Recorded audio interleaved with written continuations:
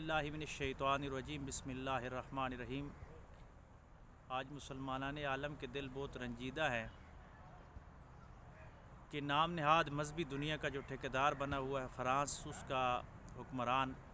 پیغمبر اسلام صلی اللہ علیہ وآلہ وسلم اور دین اسلام کے بارے میں اپنی غلیظ زبان استعمال کی ہے۔ تو یہ دنیا والوں کو ہم یہ بتا دینا چاہتے ہیں کہ اسلام امن کا دین ہے، اسلام زبان کی نرمی کے ساتھ پھیلا ہے، لیکن اسلام ظلم کو برداشت نہیں کر سکتا۔ اگر کوئی زبان کے ساتھ دہشت گردی کرنے کی کوشش کرے گا، زبان کے ساتھ ہمارے پیغمبر صلی اللہ علیہ وآلہ وسلم کے بارے میں کوئی کمزور الفاظ استعمال کرے گا، دلیل کے ساتھ اگر کوئی بھی بات کرتا ہے تو ہم دلیل کے ساتھ، علم و عمل کے ساتھ ہر میدان میں مسلمان اس کا مقابلہ کرنے کے لیے تیار ہیں۔ لیکن اگر کوئی اشتعال انگیزی کرنا چاہتا ہے، وہ حکمرانوں میں ہو یا عوام میں ہو، وہ مادی طور پہ کتنا بھی طاقتور ہو لیکن روحانی طور پہ مسلمانوں سے زیادہ طاقتور نہیں ہو سکتا۔ ہم دنیا کو یہ احتجاج ریکارڈ کروا رہے ہیں اور یہ باور کروانا چاہتے ہیں کہ ہمارے نبی صلی اللہ علیہ وآلہ وسلم کی ذات پہ اگر کسی نے حملہ کیا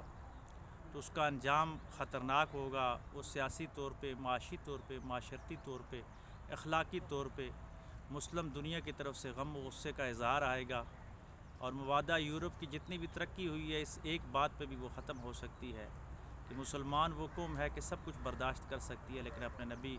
صلی اللہ علیہ وآلہ وسلم کے بارے میں کمزور الفاظ برداشت نہیں کر سکتی۔ لہٰذا میں یورپ کے لوگوں سے یہ گزارش کروں گا، اہلیان مغرب سے گزارش کروں گا کہ آپ تحقیق، آپ کا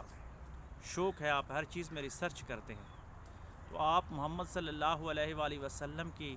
زندگی پہ ریسرچ کریں، تحقیق کریں اور دلائل کے ساتھ مسلمانوں کے ساتھ بات کریں۔ مسلمان ہر میدان میں آپ کے ساتھ بات کرنے کے لیے تیار ہیں، لیکن اوچھے ہتھ کنڈے استعمال کرنا، بازاری زبان استعمال کرنا، ناشائستہ کلمات کا استعمال کرنا، یقیناً یہ نظریاتی اور روحانی طور پہ پسماندہ قوموں کا شیوا ہے۔ اللہ تبارک و تعالیٰ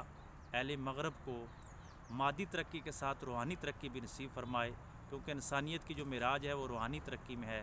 اگر مادی ترقی کتنی بھی ہو جائے لیکن کسی شخص کو بات کرنے کا اندازہ نہ ہو، دوسروں کے جذبات کا خیال رکھنا نہ آتا ہو، کسی کے مذہبی مقامات کا تحفظ اس کے ذہن اور قلب و گمان میں نہ ہو، تو یقیناً وہ مادی ترقی کسی بھی کام کی نہیں ہوتی۔ اس لیے اللہ تبارک و تعالیٰ سے دعا کرتے ہیں، اور ہم مسلمانوں کو یہ کوشش کرنی چاہیے کہ یورپ کے لوگوں کو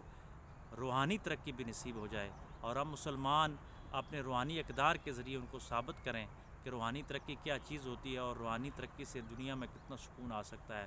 اللہ ہم سب کو مادی بھی اور روحانی ترقی بھی نصیب فرمائے۔